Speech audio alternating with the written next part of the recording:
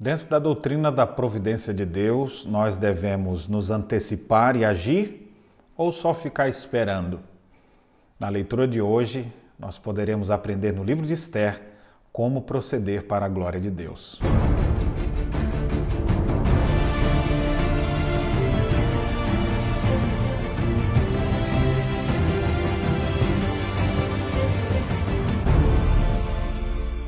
Olá, meus irmãos, que a graça e a paz de Cristo continue reinando no seu coração.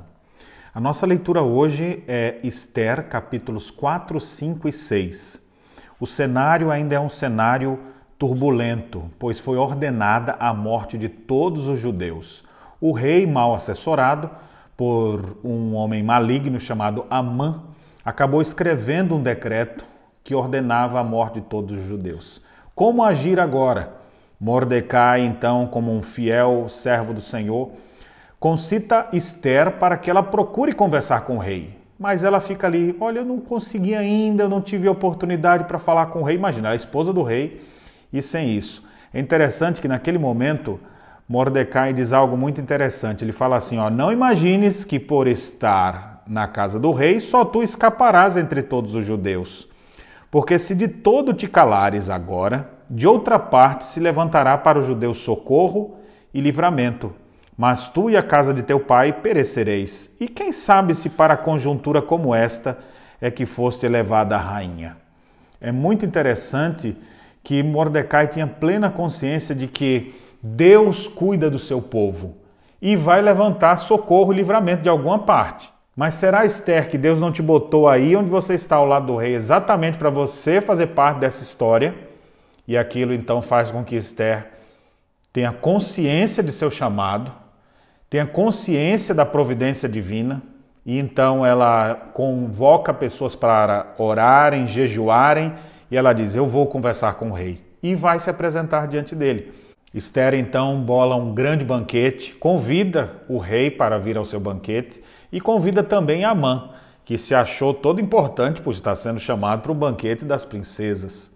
Se de um lado nós temos Esther, uma mulher sábia, procurando o momento certo para conversar com o rei, nós temos a história de outra mulher aqui também, que é a mulher chamada Zeres, a esposa desse Amã, que procurava encher sua cabeça de malignidade. Ela deu o seguinte conselho para Amã, já que ele vivia com raiva do servo de Deus chamado Mordecai. Ela diz assim, faça-se uma forca de 50 côvados de altura e pela manhã dize ao rei que nela enforque Mordecai. Olha que conselhos malignos. Então você tem aqui uma mulher maligna trazendo conselhos para o seu marido e Esther esperando o momento, o tempo certo para falar, a hora certa, o momento certo para conversar com o rei.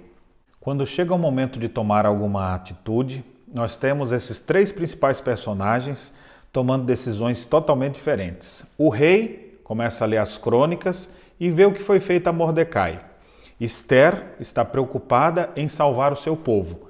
E Amã está intentando o mal contra os judeus, esperando uma oportunidade para mandar enforcar Mordecai.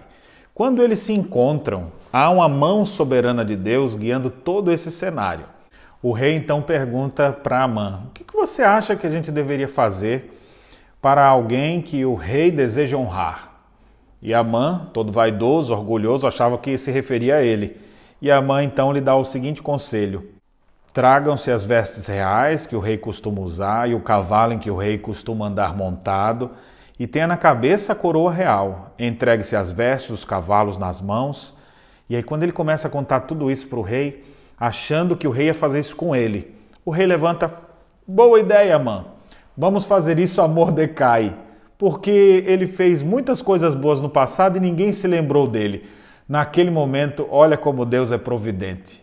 Amã tentando a morte de Mordecai e agora ele tem que ser um instrumento ordenado pelo rei para honrar Mordecai. Faça isso, leve ele até a frente de todos para que possa ser elogiado publicamente.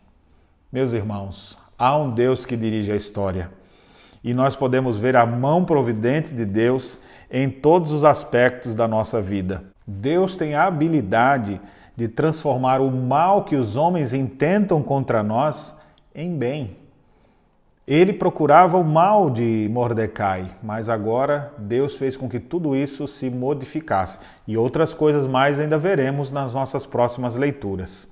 Devemos entender essa relação entre o que eu tenho que fazer e onde eu tenho que aguardar. Há um Deus soberano que cuida de tudo, mas o homem é responsável por tudo que faz. Esther, faça o que você tem que fazer, mas ao mesmo tempo descanse em Deus. O apóstolo Paulo ensina sobre essa verdade quando escreve aos Filipenses, no capítulo 2, dizendo: assim, pois, amados meus, como sempre obedeceste, não só na minha presença, porém muito mais agora na minha ausência, desenvolvei a vossa salvação com temor e tremor, porque Deus é quem efetua em vós tanto querer como realizar conforme a sua vontade. Nos caminhos da providência, Deus espera a nossa ação, ao mesmo tempo que é Ele quem opera em nós. Devemos descansar em seus braços providentes e trabalhar para a glória de nosso Senhor Jesus Cristo. Portanto, descanse em Deus e atue mais. Procure entender o tempo e o modo de cada coisa, mas creia, há um Deus providente que cuida da nossa história. Que Ele te abençoe. Amém.